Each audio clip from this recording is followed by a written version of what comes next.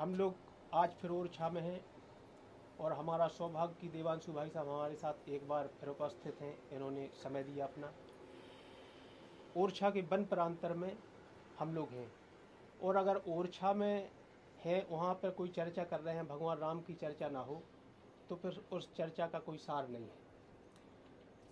यहाँ हमारे यहाँ कहा जाता है कि अवध की रानी ने बनाए बनवासी राम, लेकिन ओरछा की रानी ने राम राजा बनाया है। भगवान राम का जन्म भले ही अवध में हुआ हो, लेकिन ओरछा ने भगवान राम को राम राजा सरकार बनाया है। यहाँ पर राम राजा सरकार के रूप में प्रभु राम प्रतिष्ठित हैं। चूँकि हम वन में हैं, जंगल में हैं, शांति का वातावरण है और मुझे लगता है कि महर्षि वाल्मीकि ने जब रामायण की रचना की होगी तो उन्होंने भी किसी वन प्रांतर में बैठकर शांति के स्थल पर रामायण जैसा महान काव्य रचा होगा।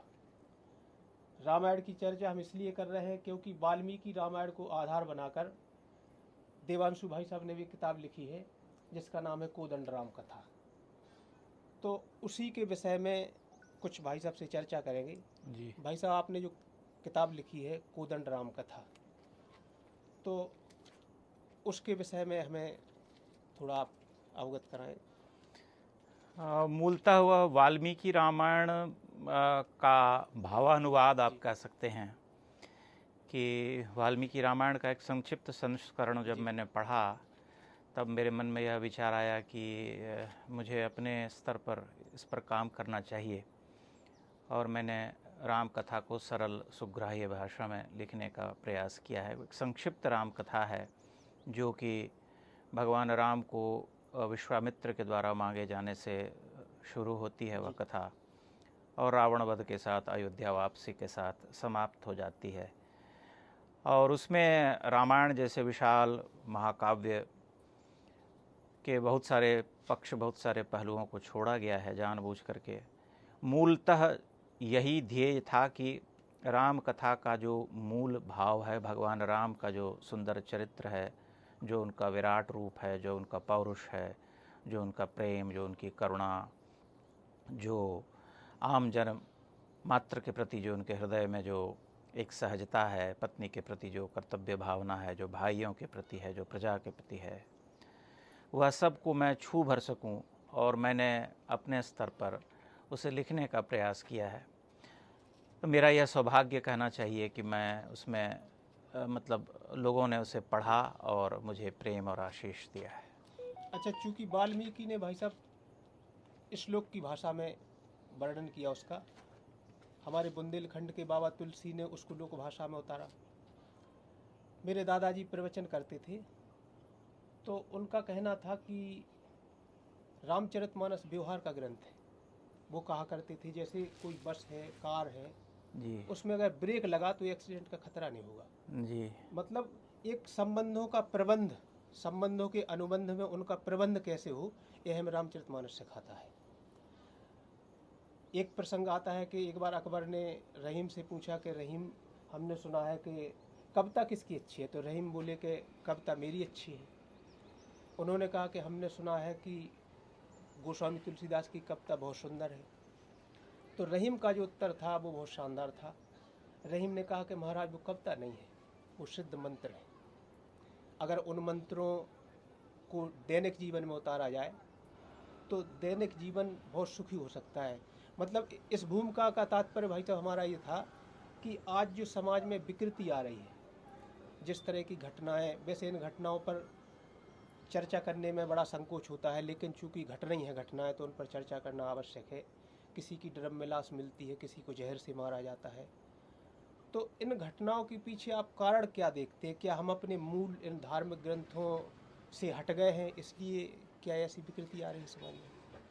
हाँ, उसका एक बहुत बड़ा कारण तो यह है कि हम परंपराच्युत हो गए हैं। जी परंपरा के साथ हमें आगे बढ़ना चाहिए, आधुनिकता का समावेश होते रहना चाहिए। परंपरा के साथ जुड़े रहने का अर्थ यह नहीं होता कि हम रूढ़िवादी हो जाएं।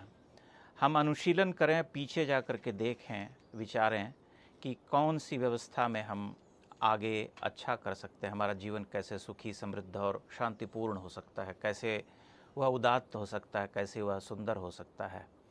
उसके लिए हमें अपने ग्रंथों को पढ़ना चाहिए निश्चय ही, उनसे हम बहुत कुछ ग्रहण कर सकते हैं। और रामायण तो एक ऐसी कथा है जिससे जीवन कैसे आदर्श हो सकता है, यह सीखने के लिए उससे अच्छा ग्रंथ संभवतः कोई है ही नहीं, जिसमें भाई का भाई से कैसा प्रेम होना चाहिए, पति से पत्नी का कैसा संबंध होना चाहिए, पिता से पुत्र का कैसा होना चाहिए, राजा का प्रजा से कैसा होना चाहिए, राजा का जनमात्र के साथ कैसा व्यवहार होना चाहिए, राजा का जो जंगल में रहने वाले प्राणी हैं उनके साथ कैसा आचरण होना चाहिए, समावेशी पूरा। सब कुछ है उसमें। और सब कुछ इतना उत्कृष्ट, इतना उच्च और इतना सुंदर है कि उससे हम बहुत कुछ सीख सकते हैं। जब तक रामायण और महाभारत आदि ग्रंथों के साथ हम जुड़े रहे, भारतीय परंपरा में अपना जीवन चलाते रहे, उसे आगे बढ़ाते रहे, तब तक नैतिक मूल्यों का इतना क्षरण नहीं हुआ था।